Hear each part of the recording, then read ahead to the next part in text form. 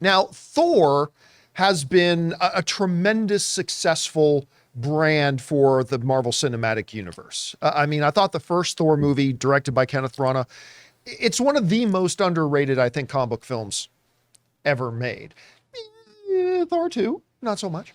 Thor Ragnarok huge smash, and think whatever you want about Thor Love and Thunder, it's still made between $700-800 million at the box office, despite the fact that it was a little subpar compared to Thor's regular standard. So it's not really a big surprise when we heard that they were looking to do a Thor 5, but maybe without Taika Waititi. Well, now Taika Waititi himself has confirmed that Chris Hemsworth is indeed already talking about returning for Thor 5. This comes to us from Screen Rant, who write the following. Taika Waititi divulged that Chris Hemsworth and Marvel are apparently in talks about making a fifth Thor film.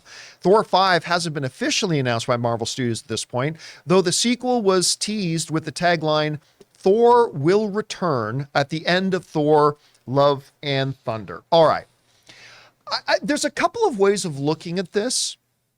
Number one, from a pure business perspective, of course you make a Thor 5, right? I mean, Thor 4, which whether you liked it or didn't like it, I think the vast majority of people agree it was a step down from Thor Ragnarok. I think everybody can agree on that, right?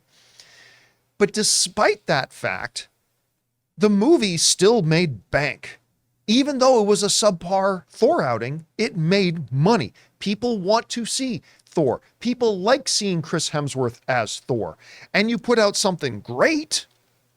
And I'm sure some of the box office success of Thor Love and Thunder had a lot to do with how good Thor Ragnarok was, because people were looking to get back in the theater and see him at a run at it again. So from a business point of view, of course you bring back Chris, of course you do a Thor 5, all that kind of stuff. Probably have him set up and primed for whatever Avengers 5 and 6 are going to be called.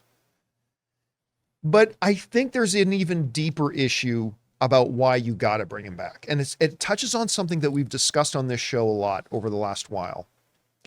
Chris Hemsworth represents one of the last remaining bastions of OG Marvel Cinematic Universe, right? As of right now, there's no Tony Stark.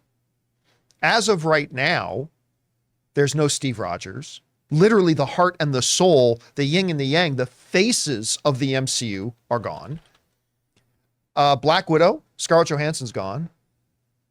Mark Ruffalo is now a Hawaiian shirt wearing family picnic attending Incredible Hulk that literally nobody cares about anymore.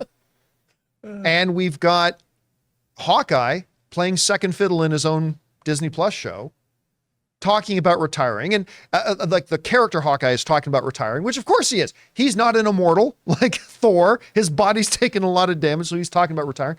I mean, and with the slew of brand new characters they spent the last couple of years just throwing at us like spaghetti against the wall and seeing what sticks, I think it's fair to say that a large part of the audience, if you ask them, what's kind of the identity of the MCU right now? I don't think a lot of people know how to answer that. We could in 2017. We could in 2018. I don't know that a lot of people can say that now. So it makes it all the more vital and important, I think, that a character like Thor, who is that representation of the MCU now, and I think, Sean said on our show about a week or two ago, you see Chris Hemsworth as Thor, as a viewer, you feel like you're home. You feel like you are in the MCU that you know and love. And so from a business point of view, makes sense. From a philosophical point of view, I think it's an absolute necessity. And I do think it's going to happen. I think Chris will be back. He reignited his love for playing Thor. It won't be with Taika Waititi. We know we're going to get a new director from that. But I think this is a good move. Guys, we want to take a second to thank a sponsor of today's video, DraftKings. There's so much to be thankful for. Family, friends, food, and NFL football all week long. DraftKings Sportsbook is keeping your Thanksgiving week full of action. New customers can bet just $5 on the NFL action to score $150 instantly in bonus bets. No matter your appetite, there's something for you. Money lines, parlays, props, live bets, and so much more. You name it, they've got it. And it's a big Thanksgiving week. Detroit Lions are favored over the Green Bay Packers. The Dallas Cowboys are favored over Washington. Who will you pick? So download the DraftKings Sportsbook app now and use the code Campea. New customers can bet 5 on the NFL Thanksgiving action to score 150 instantly in bonus bets. Only on DraftKings Sportsbook, an official sports betting partner of the NFL, with the code Campea. The crown is yours. Gambling problem? Call 1-800-GAMBLER. In New York, call 877-8-HOPE-NY or text HOPE-NY 467-369. In West Virginia, visit www.1800gambler.net. Please play responsibly. In Connecticut, help is available for problem gambling. Call 888-789-7777 or visit ccpg.org. On behalf of Boot Hill Casino and Resort, Kansas, must be 21 or older in most eligible states, but age varies by jurisdiction. See DraftKings.com/sportsbook for details and state-specific responsible gambling resources. Eligibility and deposit restrictions apply. Bonus bets expire 168 hours after issuance. Terms at sportsbook.draftkings.com/football terms. Rob, you know, Tyke is saying that Chris Hemsworth and Disney talking about come back, Thor 5. Right move for them, yes or no? And ultimately, do you think it's going to happen? Well, I think, first of all, I don't think that there's ever been a actor who's inhabited a role from an IP like Thor the way Chris Hemsworth has. It's perfect casting. Even though I really did not like Thor Love and Thunder, I always love watching Hemsworth playing the character. And I will watch a Thor movie. I will go see a Thor movie, even if I end up hating it, simply because I enjoy him on screen. And I think, look, you know, I think they need to get back to their core ideas at Marvel, where look to their comic stories to inform the tales that they're going to tell. And I think there's an upcoming, or there is a Thor tale that I'd love to see them tackle, which is the Siege tale. When Asgard was moved to Oklahoma, now Asgard's on Earth.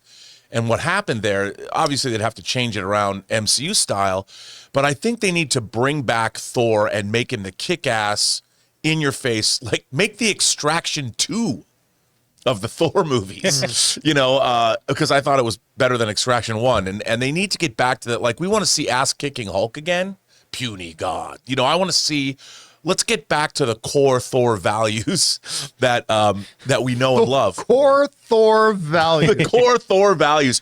When Thor is a warrior, he's kick-ass. He's not I mean, look, they've gone too buffoon, and we need to move him back into the glorious, powerful Asgardian that he is. I thought they've struck the near perfect balance in Thor Ragnarok. I agree. Right? Agreed. So they infused more fun into it. Chris Hemsworth started to love it again, but it's still, he's in the arena with Hulk, and after Hulk beats him up for a while, it's like, okay, it's on. And then we get the God Thor, right? Like, they just swung that pendulum a little too far. I totally agree. It's a real tonal issue.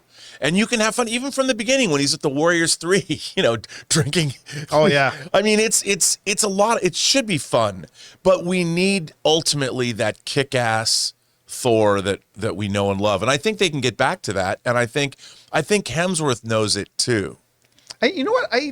I even think they've set up for some cool things because, once again, you got, you know, what was the name of the character again in Ted Lasso? Kent. Roy Kent. I mean, you got Roy. They set up Roy Kent as Hercules, which I think was great. And while I may not loved how they got there, Thor now having to look after and raise a child.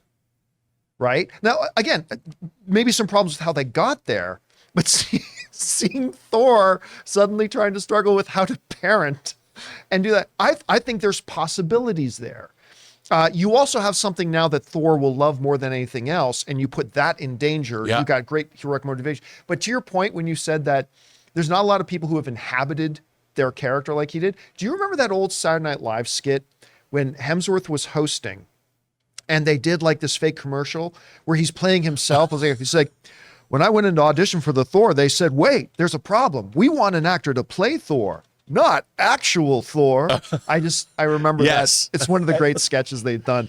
Rob, how dare you bring up the Siege? We'll never do that storyline. You know what, though? You know what happened in the Siege? They could. What happens in the Siege? The Sentry gets died. Yeah, the Sentry died right here. But we know that we know that the Sentry is going to be in Thunderbolts, right? Oh, so you just want him to die? But he can't be killed. Perhaps so he dies, but he always perhaps comes back, he won't die. Right? It's also the fake death universe. So yeah, come on. Hey guys, thanks so much for watching this video. Make sure you like the video, leave a comment, and subscribe to our channel. And don't forget, we have a daily podcast called the John Campea Show podcast, available on Apple Podcasts, Spotify, or your favorite podcasting app of choice. Go and subscribe to it today so it'll be there when you need it.